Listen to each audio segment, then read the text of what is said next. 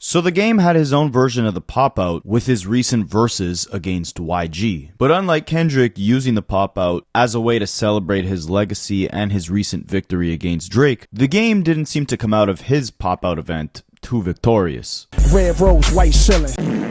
Fans were able to vote on which songs they preferred, and as you can see, YG won by a landslide. Now, I don't actually agree with this list in the slightest, but you know what it is? I think that YG's music fits a club setting or a live performance setting a lot better than the game's music does. Meanwhile, the game's music would resonate a lot harder in a more intimate setting, like if you're driving your Red rose, white ceiling.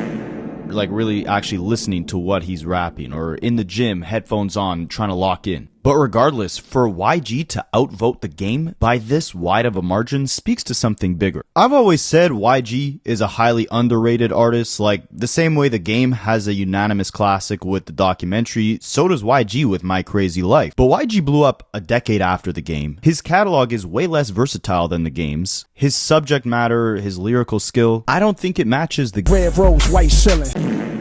I don't think it matches the game's. So for the game to get washed the way he did on that versus stage, for what was supposed to be an event that celebrates his legacy, his greatness, his catalog, will now be more remembered for him demolishing a bottle of Don Julio like it was a freestyle about red roses and white ceiling, white ceiling, white ceiling. Red rose, white. And I think that speaks to how people view game's legacy today. And it's all because of the behaviors that the game himself has displayed. The game is in a very similar position to someone like Lil Wayne, where for all they've done throughout their careers, their legacy should be held in a much higher regard than they currently are. Like, the game losing to YG in that versus battle the way he did would be like Lil Wayne losing a versus battle to someone like Future or even Young Thug. Imagine telling someone in 2008 that that could even be possible.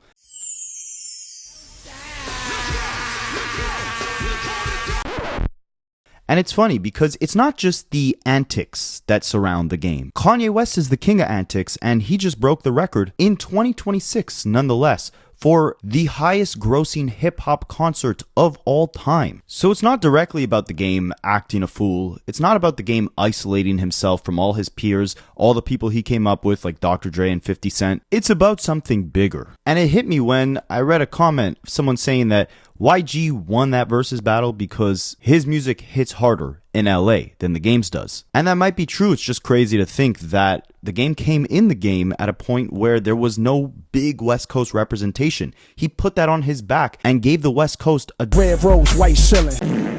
Gave the West Coast a diamond classic album with the documentary at a time when the West Coast was not at the forefront of hip-hop. And just for that alone, this versus battle should have been like the game's pop-out moment, where the entire coast was celebrating his legacy, not making memes out of him for dancing like a drunken sailor. And speaking of the pop-out, the irony is that the game being kind of isolated in this weird position lies in one of the most iconic LA events and moments within hip-hop history, which the game was at the forefront of. 15 years ago at the House of Blues, the torch for the King of California was passed from the game himself directly on to LA's newest superstar, Kendrick Lamar. That's right, Snoop Dogg, Corrupt, and the game himself were handing Kendrick Lamar that crown.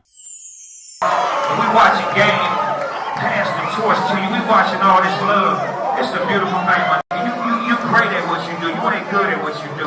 You great at what you do. And the people out here, they represent and they showing you that. I'm gonna say this and I'm gonna mean this. You got the torch, nigga. You better run with that motherfucker.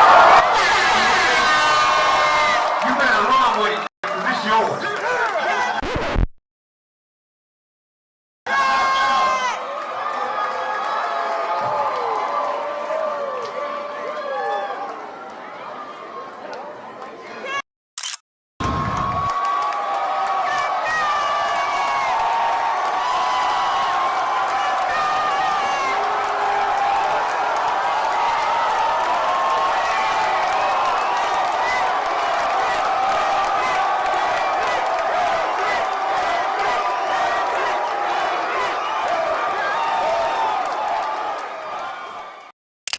Now you might think, alright, the game is embracing Kendrick Lamar here, but This was before Kendrick Lamar became the Kendrick Lamar we know today. Now, on a side note, ironically, I actually do think the first time I ever heard Kendrick was on a Game album. In 2011, the Red album, Kendrick killed his feature on the song The City. So I'm definitely not denying that the Game actually brought some eyeballs to Kendrick Lamar, but it was how he reacted after Kendrick Lamar catapulted and surpassed Game's level of superstardom that the Game started acting kind of funny. The first sign came in 2012 when Dr. Dre and Kendrick Lamar were both on the XXL magazine cover, with the caption reading, "Dr. Dre brings us hip-hop's next big star," after Eminem, Snoop Dogg, and 50 Cent, noticeably leaving out the Game's name. Now, the Game actually went off on XXL about this. Kind of pissed me off is that I felt like I rocked with Double XL even throughout the beginning of my career. I kind of rode against the source. I seen this cover with, I think it was Kendrick on it or something, but it was like, you know, the guy that sold 10 million records was just missing. I just felt that was a little disrespectful to me and my career, and, you know, the relationship could go either way from here. So as you can see, right, like these little subtle signs of jealousy came early on in Kendrick's career, since the Game was probably looking at this like, crap, if I maybe didn't run my mouth so much, I would be in this position that Kendrick is now in, where I'm Dr. Dre's protege. That's, of course, everything the Game ever wanted. I mean, once he got dropped from Aftermath and G-Unit, he was pushed onto the sister label, the smaller label over at Interscope called Geffen, and he still named his second album The Doctor's Advocate because he wanted to show the world that even though 50 Cent wasn't riding with him, Dr. Dre still was, and he was speaking on Dr. Dre's behalf, all for, in the end, the album to feature no Dr. Dre production, even though the Game said it would. Dre created that and gave me everything that I now have, I feel like, in a sense. So to me, Dre is a hip-hop god and saved my life. So, you know, that's where paying homage to the doctor goes in the title. Now, the second half of that would be, you know, the act of advocating. And if you look up advocate in the dictionary, it's going to tell you to speak on behalf of something, someone, or someplace. And you know what I'm saying? So on this album, I'm advocating for the doctor. Ultimately, Dr. Dre ended up writing for 50. Because he probably realized ultimately that all the issues between Game and 50 started from Game's lack of loyalty and his cap. And speaking of capping, it's crazy to me how even 20 years after his issues with 50 Cent, in 2025 the Game was still on stage saying F 50 Cent. 50! 50!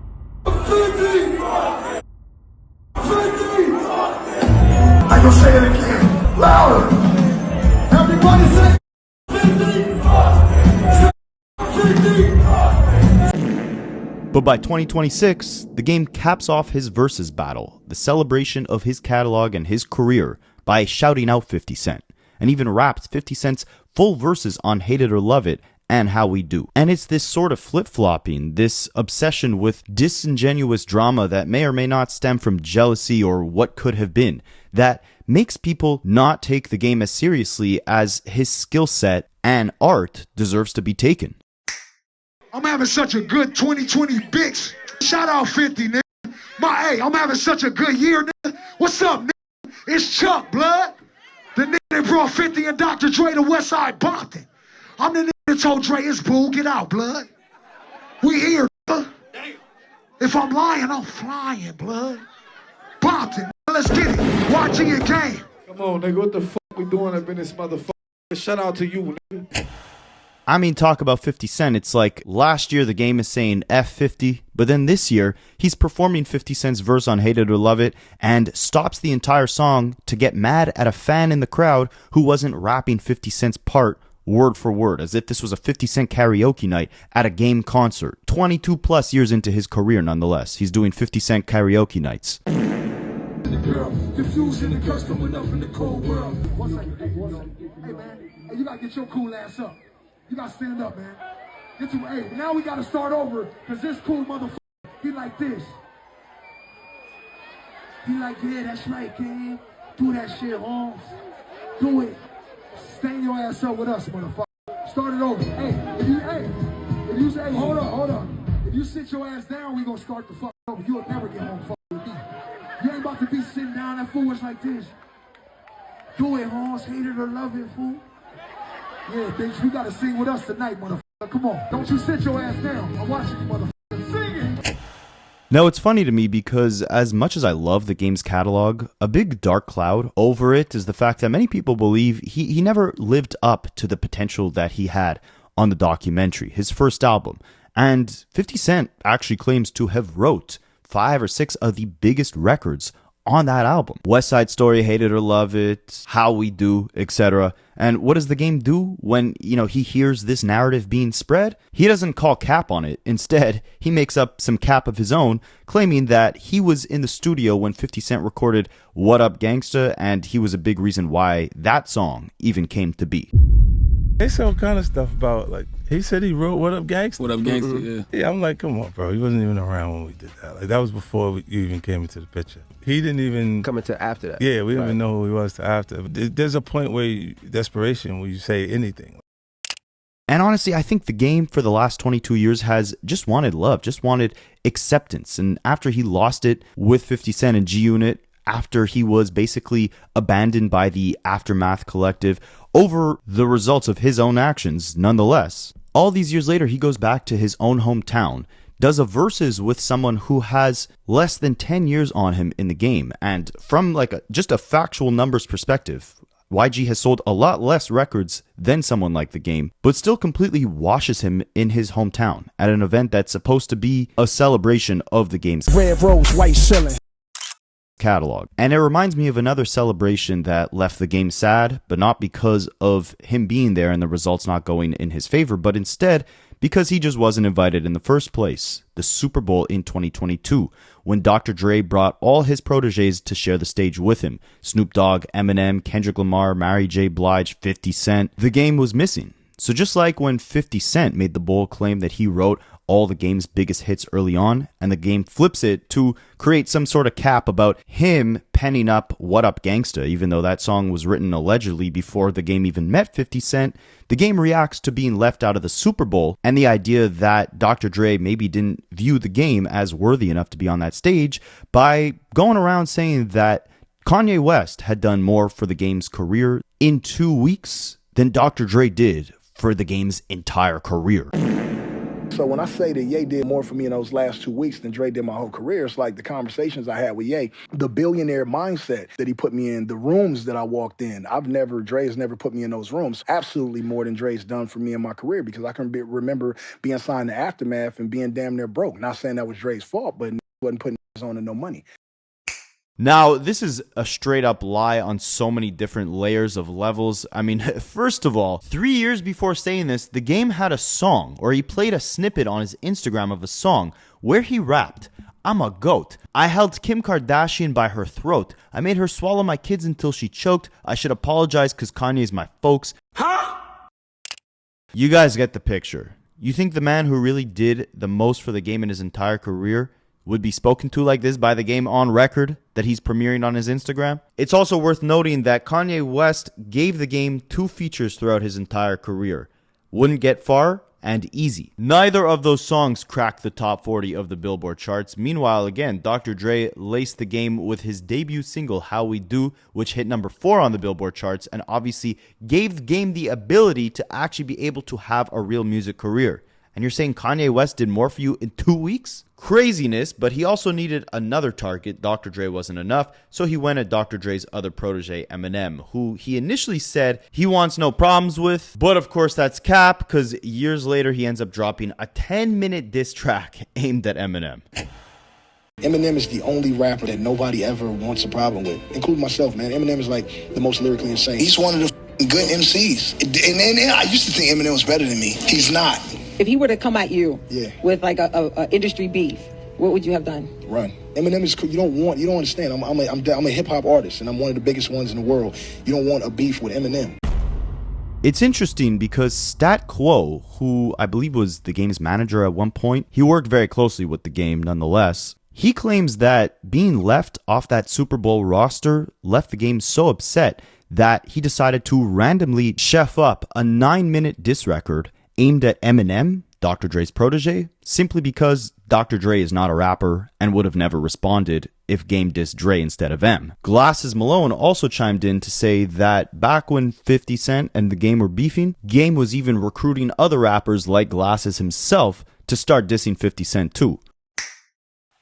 When Game do some bullshit, I'll be like, prime example, when the whole shit happened with the G-Unit shit, he's like, "G, man, you want to jump on one of these songs and diss these niggas?" I said, "No." I said, I'm gonna tell you why. I swear to God. I can see that right now. Hey, you want to jump on these songs and Disney? Second applause. You can ask this motherfucker. I said, cuz if I start dissing him, I said, I'm a real 7th Street Crip, bro. My homie's gonna be looking to inflict pain. Like it's gonna come with a problem. It can't just be rap if I'm disrespecting a nigga. That's why when all this shit was happening with Cube, I was really careful because it's fucking Ice Cube. I don't want to be in no, nigga, I don't want my homies tripping with no fucking, like it's Ice Cube. And that's how I felt. So I remember he was like, man, you gonna jump on this take, man? Well, you know, you gonna diss him? Nah, cuz I don't even know them niggas, bro. I don't even know none of them niggas. I met them niggas one time at a video shoot because I don't know them. I'm gonna do this song right here, right? Which was They Saying. And that song ended up working out for me, but I used to not do that shit with Game. When Game be on that bullshit, G, man, you think I should know? Listen, I told this nigga, do not diss Eminem. Bruh, he was working on the song. I left the studio, called Paul Rosenberg in my car. Hey, Paul, hey, Game is writing a diss record to Eminem. I told him not to do it. I just want you to know I have nothing to do with it. This nigga Bizarre went on, he went online. Yes, that quote wrote the diss record. Hey, yo, man, I called Paul instantly. Hey, yo, nigga, I ain't writing shit. Get your mans. I got nothing to do with it. And then when Game did the interview, he said the reason he dissed Eminem is because Dre don't rap. He said 50 won't rap. Eminem still rapping. So I'm not gonna diss Dre because he don't rap. So that's why I dissed Eminem. That's how that nigga, that was his logic, dog. Now, Statquo also gave us a really interesting behind-the-scenes look as to why some of these long-standing issues between the Game and Kendrick Lamar may have started to begin with. But to understand why that's relevant and why all this Kendrick hating has isolated the Game even further from his peers, we gotta understand the backstory between Game and Kendrick a bit better. Because after these Super Bowl issues had fizzled out, the Game shifted his issues away from Eminem and onto Kendrick Lamar, but he didn't do so directly. It reached a weird point with Kendrick when Kendrick himself and Drake started battling, but the Game wouldn't flat out diss Kendrick Lamar. Instead, he would, oddly enough, jump into the Drake beef at the height of it for seemingly no reason at all, dropping a diss track against Rick Ross, who, if you guys don't remember, also jumped into that beef for no reason at all to drop a diss track against Drake. So by dropping that diss track against Rick Ross, the Game was pretty much obviously aligning himself with Drake in that battle, right? I study rap battles for a living. Which is kind of odd because Kendrick is from the West Coast. You obviously have relationships with both artists. Why not just stay out of the whole thing, right? Well, this would backfire on the Game because in June of 2024, Kendrick Lamar would throw the Pop-Out concert, inviting everyone from the West Coast to celebrate with him, except obviously the Game.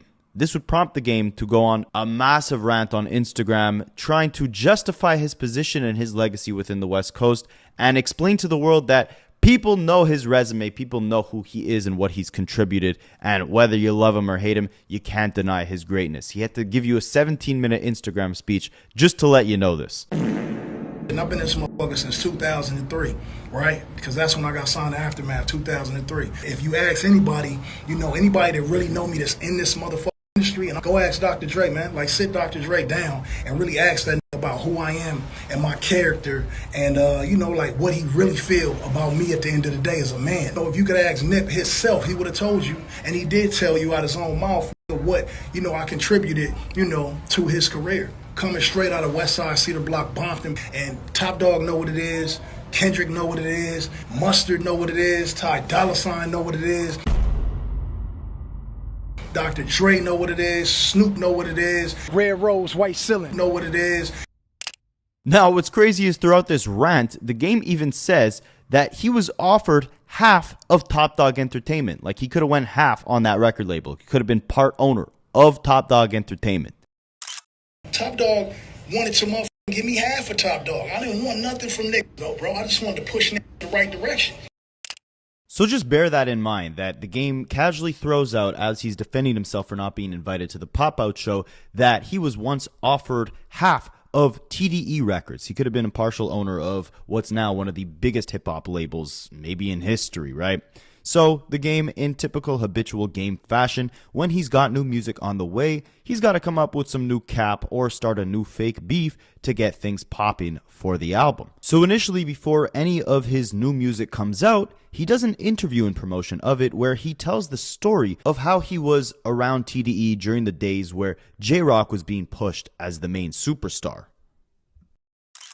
Kendrick, known at the time as K-Dot, was J-Rock's hype man. They both went out on tour with the Game. This is all true, but what's not true, but just sounds good on paper today, is that the Game actually wanted to sign Kendrick, as if he was the visionary way back in 2005, and he was the only one that could truly see it. He says he was begging Top Dogg to give him K-Dot as an artist. Top Dogg said no.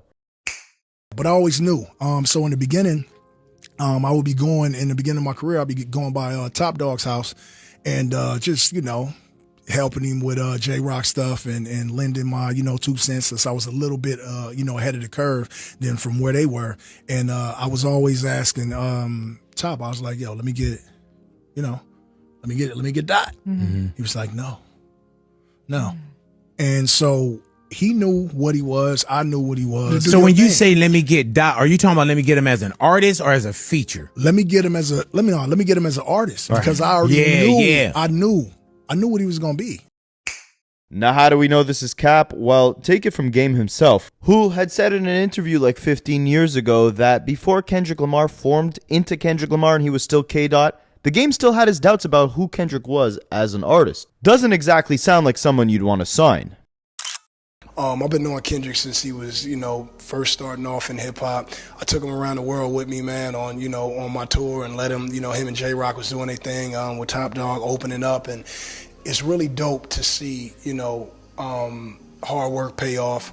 Somebody that I helped, shape and mold. I remember when I told K-Dot that K-Dot wasn't gonna work, and that he should just change his name to Kendrick, and he did that, and next thing you know, it's aftermath and people are checking. Bitches are like, Kendrick. You know what I'm saying? But Kendrick is like our West Coast Nas, so to speak.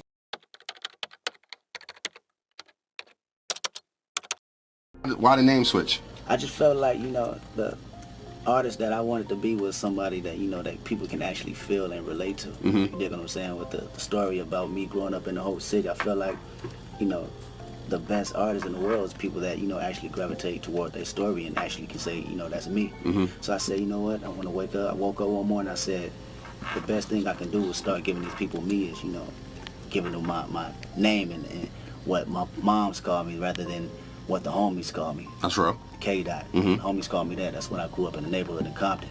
My mom's called me Kendrick, straight up, Kendrick Lamar. And Kendrick himself also has a song from 2009 called Last Real Guy Alive, where basically 15 years ago he confirms that the Game today in 2025 is straight capping, because he says, 2 weeks ago I finally ran into the guy I gave my mixtape to and said he was partners with the Game. The guy finally told me what the Game said. He said he didn't like it. I finally run into the nigga I gave my mixtape to, said he was partners with Game. The nigga finally told me what he said. He said he didn't like it.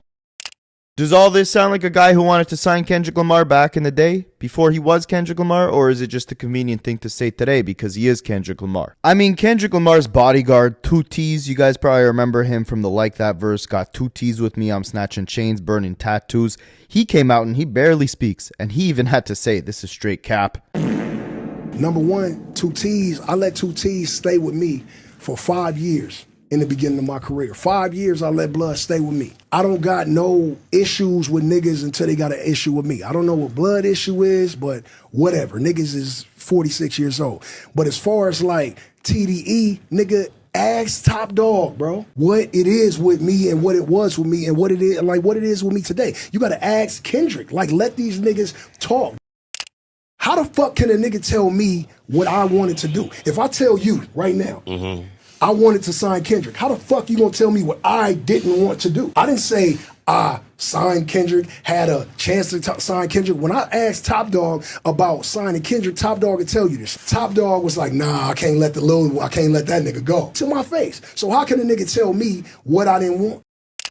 Kendrick damn near the only nigga I ever really thought about signing, because I knew the nigga's skill set, which I saw it be nigga way before nigga the world saw it, which is why I put him on my early mixtapes, and Top allowed that shit, and then I bought J-Rock and Kendrick on tour. Anybody to say that I wasn't instrumental or I didn't put out a helping hand to help niggas is a straight lying, a sucker ass. bro. Like I helped niggas when I didn't have to help nobody. All my homies, nigga, my brother, everybody wanted me to keep the shit on Cedar Block because we had it. It was Black Wall Street. We was running over anything, nigga. We was running over anything in the streets at that time. And musically, nigga, it wasn't nobody out carrying this shit except me. Nigga, I opened the floodgates for what this shit is now.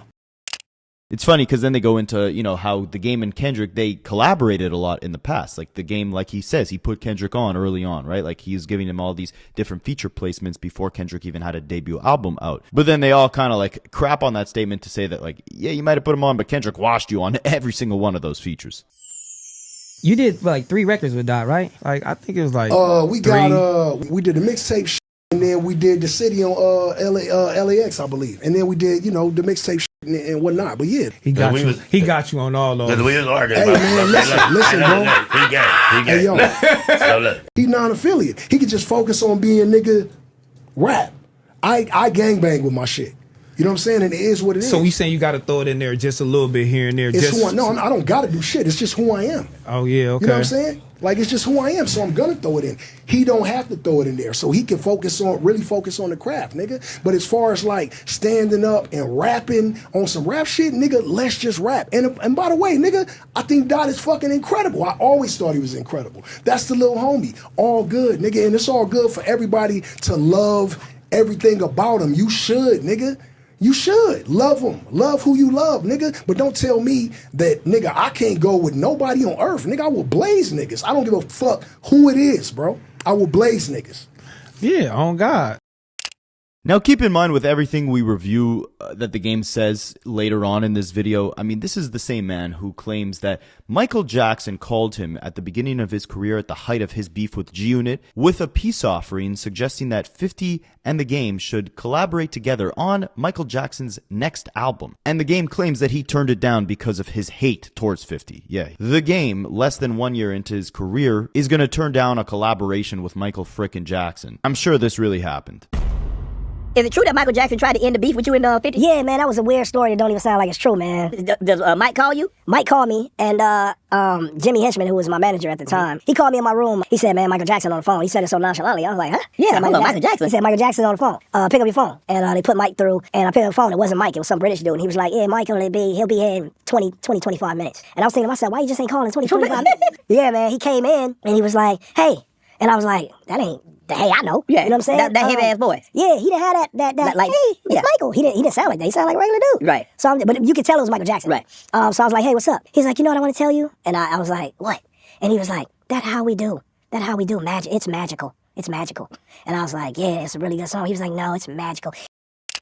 So that was great, but then this one is even better, all right? The mental gymnastics that the Game tries to do to paint the narrative that it wasn't that he wasn't invited to Kendrick Lamar's pop-out concert, but it was that he didn't want to go because he thought that him and his gang member friends would end up getting into a confrontation there with all the other gang members that were in attendance. This is absolutely amazing. You might be asking yourself, okay, well then why didn't the Game just go by himself to the concert and, leave the gangbangers at home? I mean, even by watching this clip, I couldn't get a straight answer out of that question, but you guys watch it and be the judge.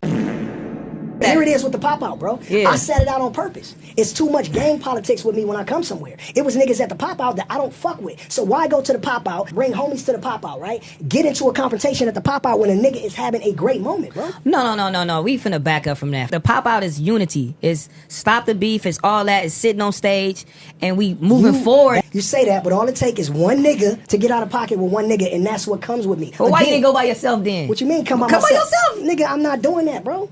Cap. The thing that you saying and you saying right now is like, don't let nothing happen to me. Nigga, I ain't gonna let nothing happen to me, number one. And number two, just so everybody see it, so it's said. If you gonna clip anything, clip this. If something happened to me, whoever did it is getting smoked. Because my shit is already in position. The niggas that love me, that is with me, that's my nigga, know for sure. If something happens to Chuck, you dying. So let's back this up. So the pop-out, you the one said you didn't want to come. I can make that decision. So everybody was wondering why you did not show up, or was he left out on purpose? Niggas, number one, I don't understand how you get left out. Nigga, I could just go. Can't nobody tell Game I can't go nowhere I want to go in LA. I go anywhere the fuck I want. Now, all these years of subtly sneak dissing Kendrick Lamar, low-key kind of begging for a back and forth with him, and making constant excuses for why he wasn't invited to the Super Bowl, why he wasn't at the pop-out, why he really hasn't been seen with Kendrick since he passed him the torch at the House of Blues 15 years ago, just like when the game went at Eminem because he knew that Dr. Dre wouldn't go back and forth with him on actual diss records. We know that those issues stemmed from the game being upset that Dr. Dre ignored him or left him out of big moments. I always speak of this moment when Dre was on the Walk of Fame. I mean, every West Coast rapper was there. They mentioned all Dre's accomplishments. They didn't say his name one time. And that's one of Dre's biggest accomplishments to me is, Dre got 2 artists from his city that were 2 of the biggest rappers on the West Coast. And, that's from his city, not counting Snoop Dogg. So you got Kendrick Lamar in the game. Like, they both came up out of that that house, and his own moves have made him see him like.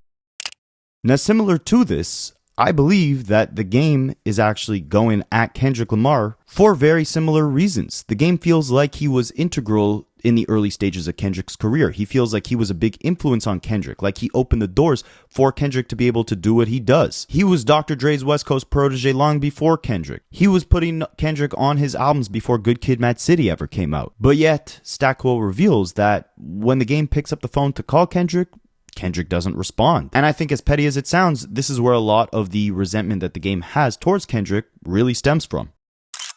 Game apparently is really hurt that he can't get in contact with Kendrick. Well, I want to say this too. Another thing, there's some insight, and I'm gonna say why you on the thing. There's some insight. Dot don't get on the phone with everybody, my nigga. He don't talk to niggas. This what y'all got to understand about Kendrick Lamar. He's just not talking to everybody. He talks to Glasses. He's a very few small people that he'll get on the phone with. I think that was another thing that Game had an issue with. He couldn't get Kendrick on the phone, and I'm trying to explain. He's like, man, why won't he just talk to me? I'm just like, my nigga, like, hey, man. And I'm explaining to this nigga, everybody ain't the same. I remember having a conversation with Kendrick about that phone and just talking. He's like, that's his vice. Because we were just talking about vices one day.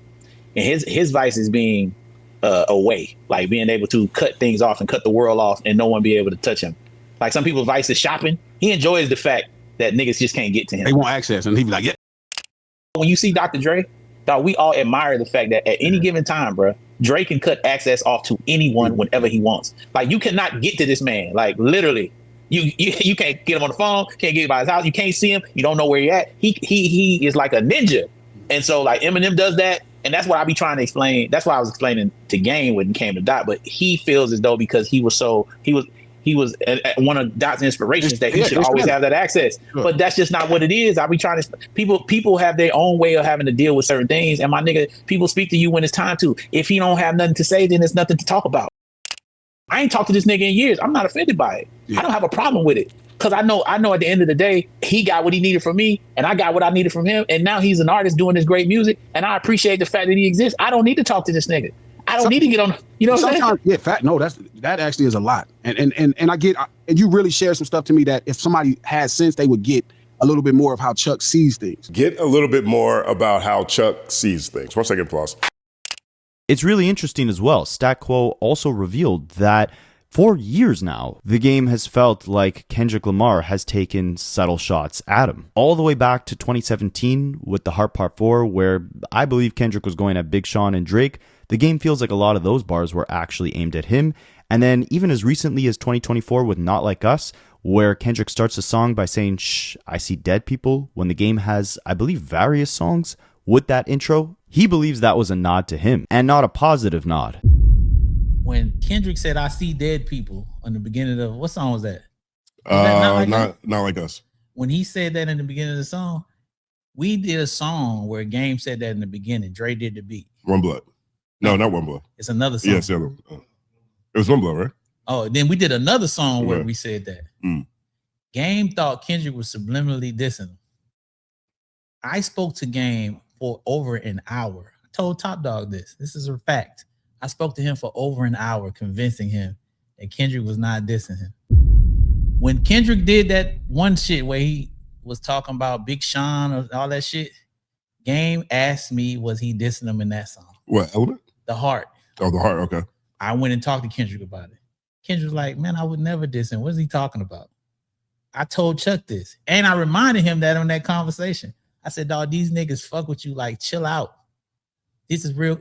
But in his mind, he like his niggas throwing shots at me.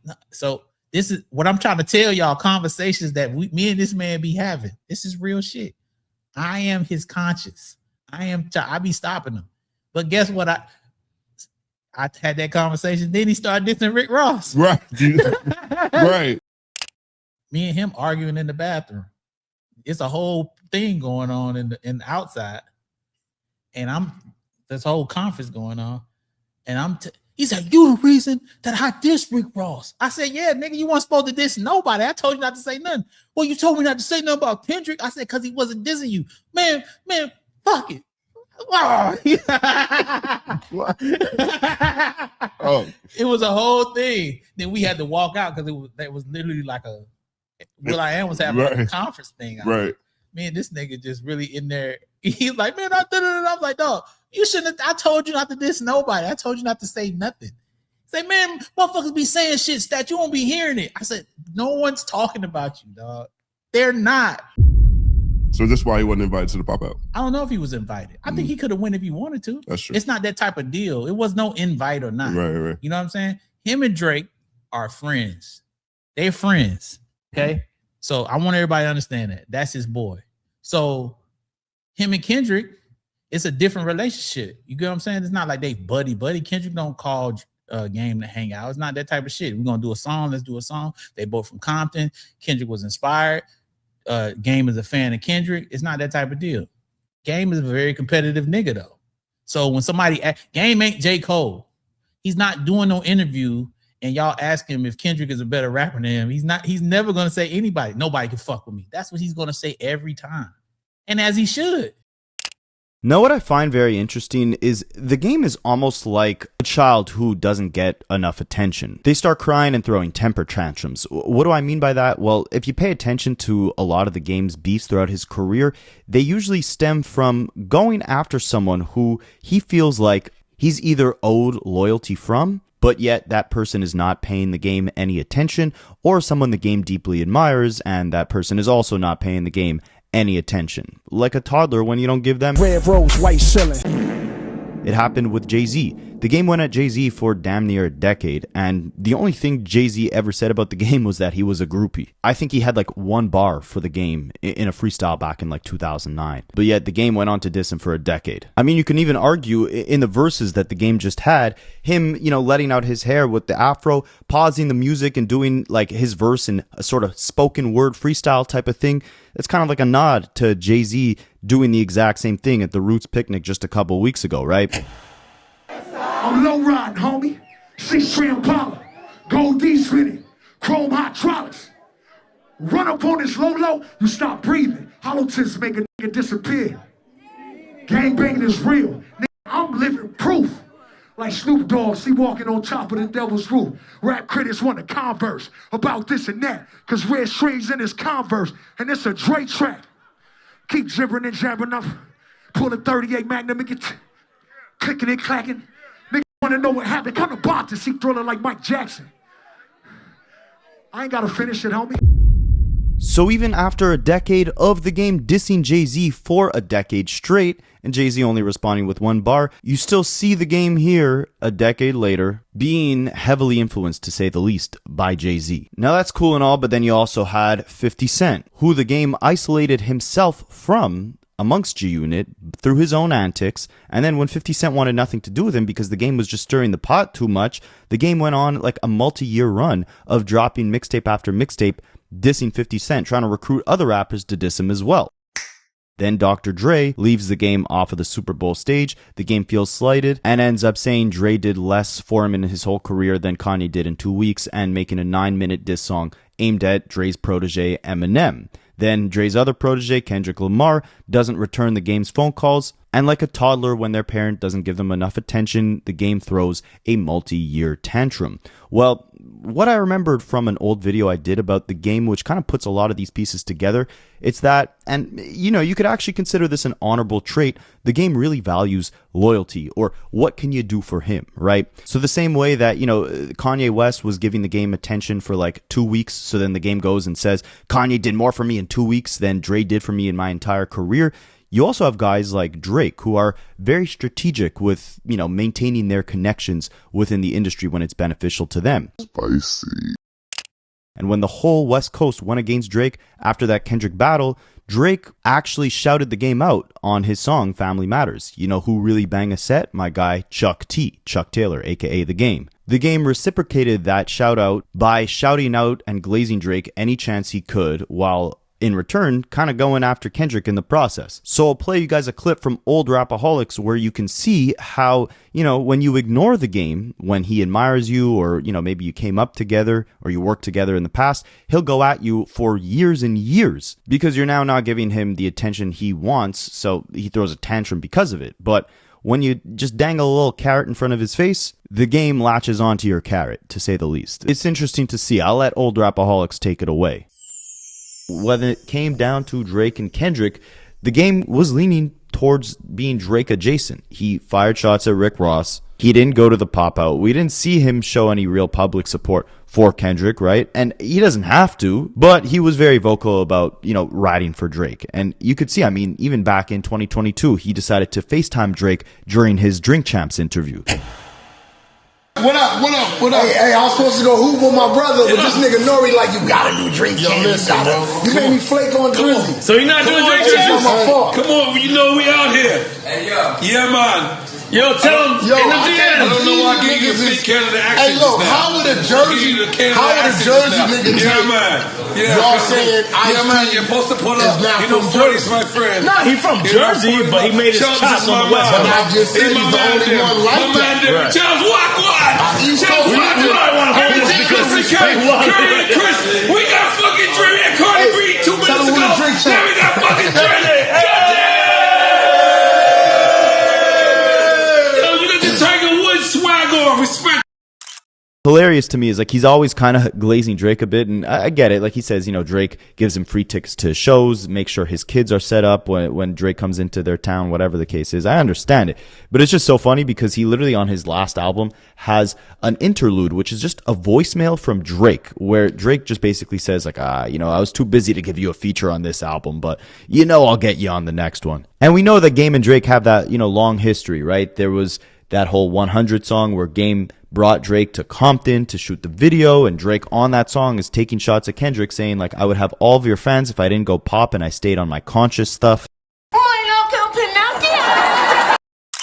The Game on that song is talking about how, people wanted to set Drake up or wet Drake up in Compton, but he's good as long as he's with Drake. So they have that bond, right? Well, recently, remember how, during the vending machine DMs that I showed you guys before, how like the Game was hitting on all these women and like you could see it was from different eras because his profile picture on Instagram was changing throughout each one. Well, now he changed his profile picture. All the Drake Avengers basically changed their profile picture to an image of a diamond, which people believe is meant to represent Iceman.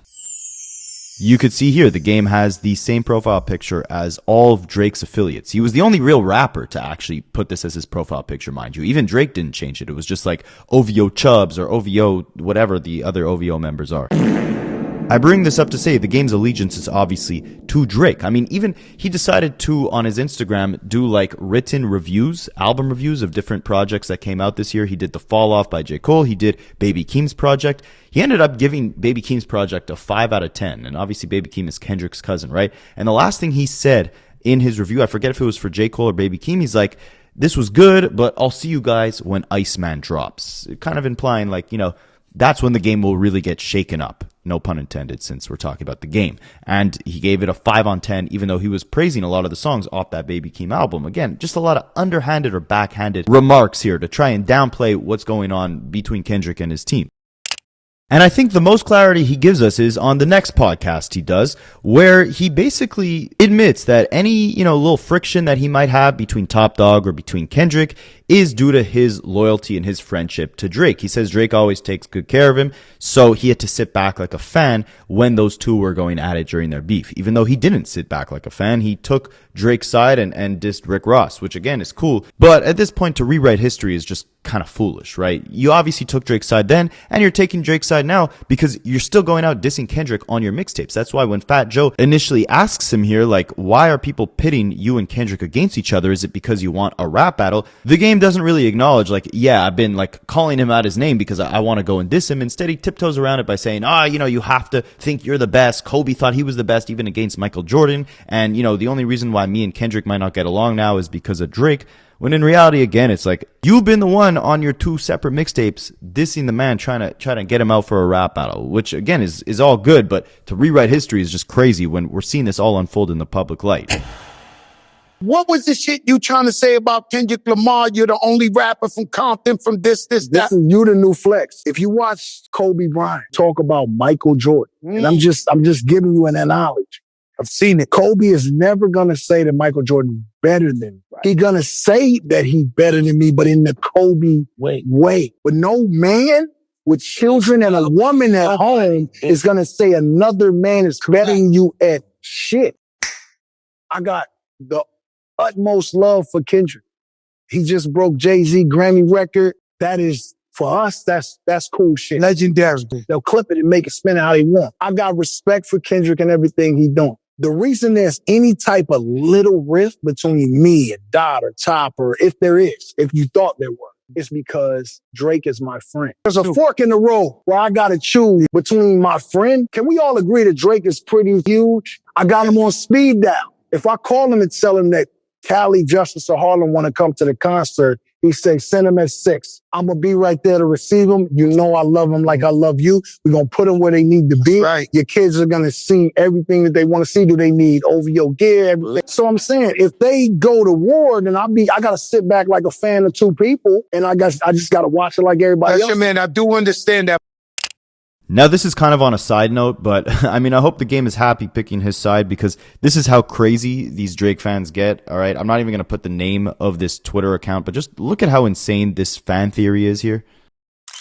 My theory for the next Iceman episode is that Drake is heading to Delilah with all of his chains and jewelry ice for episode 4, and the game is surrounding him with bloods. What do y'all think? Oh, man. I just picture this being like a really malnourished, scrawny kid somewhere in like Eastern Europe, kicking his feet against his bed, typing this with a massive smile on his face, like swinging his head back and forth, giggling like a schoolgirl as he fantasizes about Drake standing with the game and a bunch of bloods in an LA nightclub. Like, what is this, bro? Spicy. And the worst part is the game is himself giving off this groupie energy that leads to these deranged fans writing things like this because he's changing his profile picture. He's the only rapper changing his profile picture to try and promote Iceman for no reason. He's not getting paid to. The only thing he's getting is voicemails from Drake to put on his album saying, man, buddy, I didn't get the feature for you for this album, but I'll get it for you for your next album. Don't worry. By the way, I don't have anything against Eastern Europe. I love Eastern Europe, right? And I'm Canadian. I feel like we share a lot of similar cultures, but I don't imagine this guy is a blood in LA writing this fan fiction on his Twitter, right? That was more so the point I was trying to make. But hey, at least the game kind of kept it real when it came to discussing the lawsuit that Drake filed, right? At least he says he told Drake, hey, as your good friend, as your groupie, I don't think you should go about suing. Man, when you heard Drake, like, man, Drake suing his label. He like, huh? Yeah. What? Yeah. Nah, you misheard that. That's me. I don't sue. But that's just me. And again, it's one of those things where I can't judge a man for doing what he thinks is just for himself, his career, his legacy, and his family. Right. That has nothing to do with me. I did say that I don't think he should do that. But again, that's just me being a brother. Right. He don't have to listen to me. What's your relationship with Drake? Drake? Oh, Drake. That's my brother, man. That's my brother. I don't cut no corners about my friendship with Drake. He always been solid with me. He ain't never done me no wrong. He always look out, for the kids when they want to go to shows and whatnot. And he had never done me no wrong. And the game's maple syrup meat riding got even worse. He had reposted this quote from Isaac Hayes III, which said, "The Kendrick and Drake beef killed commercial rap music. It turned hip-hop into an engagement art form, not a chart-performing one. Everyone showed up, debated, replayed, picked sides, ran the numbers up. Meanwhile, the Billboard Hot 100 kept moving. The beef fed the masses and killed the charts. So I see why labels are cutting back. Black folks would rather tear down artists from both sides when collaboration is what drives expansion." And the game added his own commentary saying, "Y'all ain't appreciate one of the greatest, now the absence and silence has the art form down 50%. The game is pretty much adding to that narrative that essentially ever since Drake quote-unquote disappeared, the game has been boring. They tried to eliminate the boy, now the boy is gone, and there's no songs on the Billboard Hot 100 chart. I'm guessing the game hasn't actually looked at the statistics because the art form is not down 50%. In fact, the decline actually started way back in 2020. From a chart perspective, hip-hop has been on the downtrend for the last 5 years. The beef actually helped it see a spike in terms of sales and charts. I study rap battles for a living. Now, I didn't want this video to just be complaining about the game because, as much as I feel like he doesn't do his phenomenal catalog justice with all these constant antics and insecurities going at the top guys, there's also a lot of funny aspects to the foolishness that the game brings to the table. The game does not make trash music by any means, but he is a big recycler. What do I mean by that? Well, red rose, white ceiling. Red rose, white ceiling. Red rose, white ceiling. Red rose, white ceiling. I ain't freestyling in a minute. Let me polish my skills off. Let me see what I can come up with. Let me see. Let's check it. Look, red rose, white ceiling. I'm in that red rose, white ceiling. We're gonna shoot you some topics. You freestyle. Your first topic is the Black Mamba, Kobe Bryant. I be rocking my Kobe's. I be in a red rose, white. The game will adopt these habits or strategies, and if they work, he just kind of rinse and repeats. We saw this throughout this entire video with the fact that every time he has an album coming out, anytime he feels disrespected or abandoned by a former mentor or heavy influence, he ends up dropping a multi-year diss campaign against that rapper. Jay-Z, 50 Cent, Dr. Dre, Eminem, Kendrick Lamar, the list goes on. He recycles the same strategy there, but it goes even further. In the recent versus battle that he did with YG, we see the game chugging an entire bottle of Don Julio. This is actually something the game has done at nearly every single concert of his for the last 20 years. Now, if it's actually, real Don Julio in the bottle, who knows? But it's another gimmick that he recycles throughout every one of his shows.